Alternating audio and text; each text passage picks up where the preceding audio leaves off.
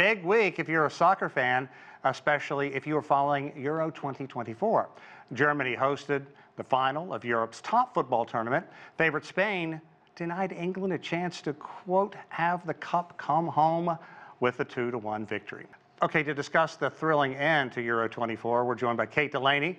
Kate is an Emmy-Award winning sports commentator and CEO of DelaneyMediaGroup. Kate, thanks for joining us. Looking forward to this.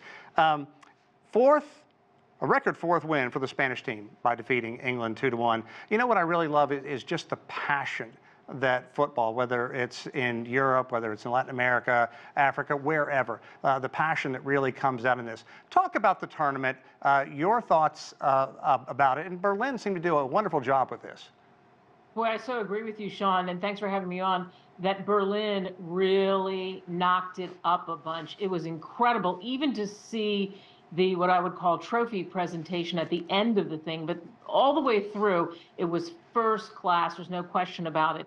And there was serious bragging rights on the line here. I mean, trust me, the Brits wanted to win it badly. You know, you had Prince William who was there. You had the King who sent messages to try to pump up the team as well. But the Three Lions couldn't get it done. Spain was too tough. You said it. They won their fourth cup. They hadn't won since 2008. And people went crazy in Madrid and all over the place. And it was a huge, huge victory for Spain. And I think it was a nice final, despite a lot of the fireworks missing, I think, from the tournament overall. Yeah, it was a very close match. I mean, there's no other way to slice it. So what does this finals appearance mean in terms of finances, in terms of reputation for both England and Spain? Where does the money go other than to the national team? Well, besides the national team, it gets funneled into other soccer entities, youth programs, etc. It's kind of that trickle-down theory. Let's build the game. There was an effort, a push to make that happen. So I think that's the good thing, because you look at what the winners get, it's over 30 million. So you start to parcel that all out, and it helps build what the future will look like for soccer or football, depending on what you call it, if you're an American or not.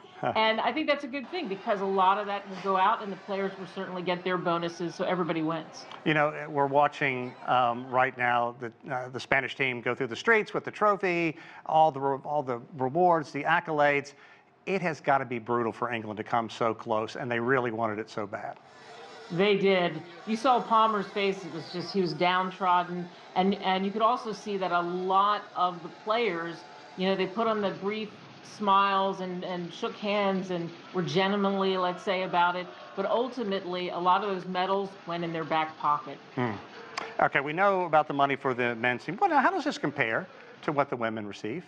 Oh, the women barely make half of that. So there is a push to increase the amount of money that the women would get, because if you think about it, 2 years ago, what was it? England won the World Cup. So for the men to get this far was a big deal, but for the British women, for example, they get nowhere near, like in a World Cup scenario, as to what the guys get here for the Euro Cup. And for the women, when it comes to Euro, same thing. They just don't get as much money. It's not equal prize money. Okay, so the tournament was held in Europe's largest economy, and a big moment of importance, as we talked about, for soccer's governing body, FIFA. Now, FIFA said that since the pandemic hit, its finances have been hit pretty severely, despite its tarnished reputation and trying to work its way back. What has this tournament done for the funds, and has it done anything to perhaps polish what is a really tarnished reputation?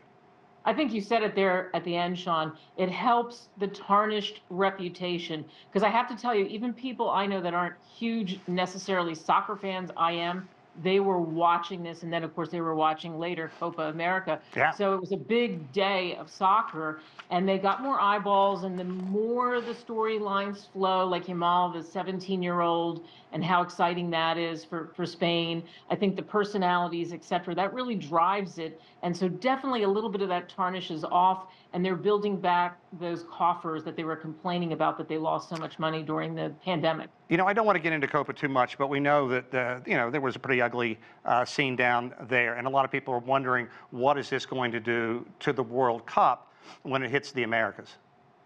Yeah, it's such a great question. It was so sad to see all those people rush the gates of the Hard Rock in Miami. My nephew is a videographer for Inter Miami, and he was there, and he said it was a nightmare. They didn't know what to do. They had to let people in. There were people crawling over the walls, and then they delayed the game, of course, as you know, almost, an hour and a half. So not a good look, and we saw something similar happen a couple years ago in England. So I think something has to be done as far as perimeters and how they let people in and out, because you don't want to see that happen again. No, that could have gotten, I mean, completely out of hand and very dangerous. We've seen that in the past in other football tournaments. Okay, but I also want to look toward the Olympics. How different is it going to be once the games kick off in Paris, especially in terms of compensation for the games versus the Euros? A lot of this is simply pride. Yeah, this is really pride. I mean, look, you get a good per diem, you get to hang out with some of the top players, but you get nowhere near the amount of money. And of course, then it depends on medaling. If you win a gold medal, you win a bronze, you win a silver, all of that, that plays into what the money would be. And it depends on the team, the United States or England or Spain or whatever team it is, how much they end up giving for those medals. Sure. There's a breakdown there, but it's very, very small compared to the Euro Cup. But perhaps the big victory is they don't have to swim in the River Seine. Touche, you're right. Okay, Kate Delaney, always a pleasure. Thanks for your insight. Sean, thank you.